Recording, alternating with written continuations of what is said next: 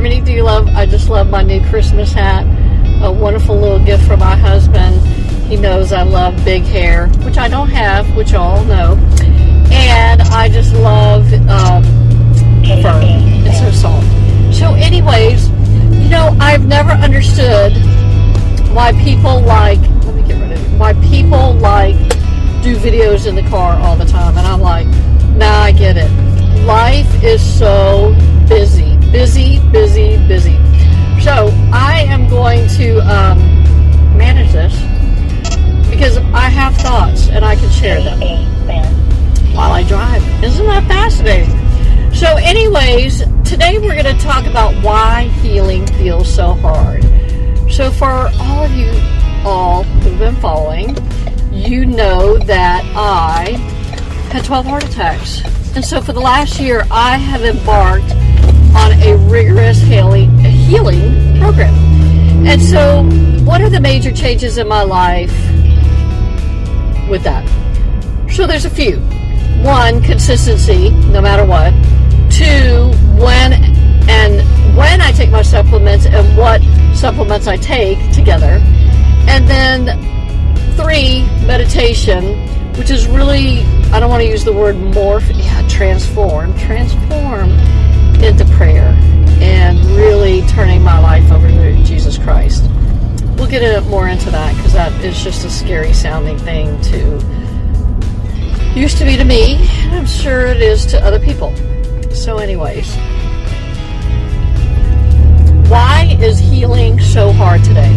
So those were three major changes. Of course, exercise, sleep. Fourth thing, sleep. That was the major caveat healing. So, you know, when we look at our lives today, it is just full of chronic stress, constant stimulation, and our nervous system is just stuck to being on all the time. So by the end of the day, at 60, and I'm sure there's 60-year-olds, I know there's 60-year-olds that have a lot more vitality than I do. They,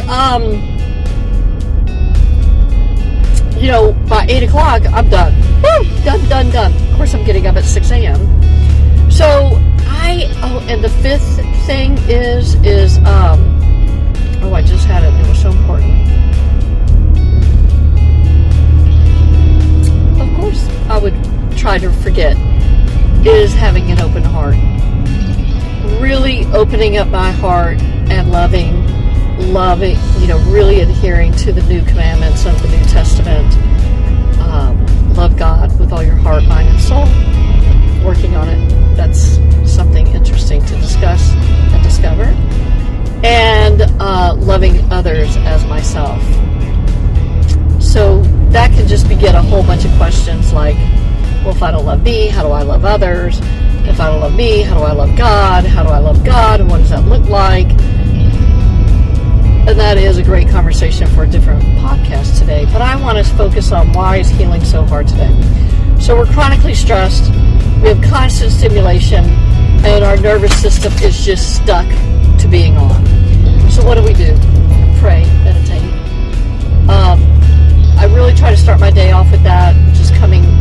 I come out the gate anxious, fearful, full of doubt, angry, a lot of times angrier than a hornet. Working on that, the whole sleep, and we'll talk about sleep in another podcast, how just vitally important. If you do not get proper sleep, rest and restoration, restore and relax, then supplements and working out, all that other stuff is not going to make a hill of beans of difference.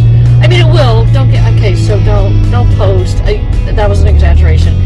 But it is not going to have as much of an impact on you as it could if you were sleeping properly.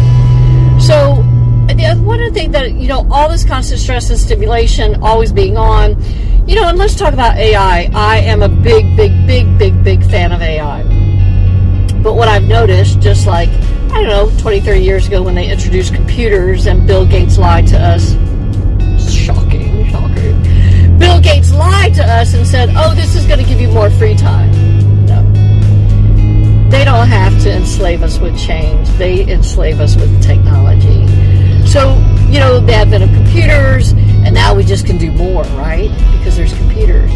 Advent of AI, now we can just do more, because we all have personal assistants now.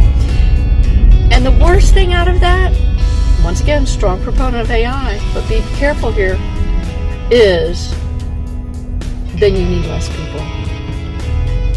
Therefore, there's less community. There is less asking for help. There is less interdependence. There's less community. So as we embark forward in this 2026 year, happy birthday USA, 250 years. What an accomplishment. And 2026, how are you going to heal faster and more efficiently? Which means you have to answer the questions. How are you going to reduce your stress? How are you going to reduce constant stimulation? And how are you going to get your nervous system not to be stuck on? I can give you a couple of hints. Meditation, ear candles, deep breathing. These will all put you into the parasympathetic state. And when we're in the parasympathetic state, the body can heal itself. It goes to the closest state of homeostasis that it possibly can have.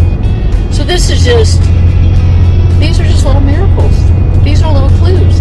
And when in that parasympathetic state, the infinite intelligence, God, Holy Spirit, the messages and downloads that we all can receive and do receive, it's just whether we listen or ignore them. And when we're in that parasympathetic state, we get those clues. So I would encourage everyone for 2026 to stay away from the typical, I'm going to lose 10 pounds, I'm going to stop eating sugar, which all of that you should do. I'm going to work out every day. But how are you going to reduce your stress, reduce your stimulation, and reduce being on all the time? Starting there might be the best place to start. Finding the answers that work for you and listening to your intuition. And I hope this helps. And this is the first of a 10-part series, which I'm going to do for January, maybe into February. And this is going to be chock full of really good, thought-provoking things for you to discover what you need to do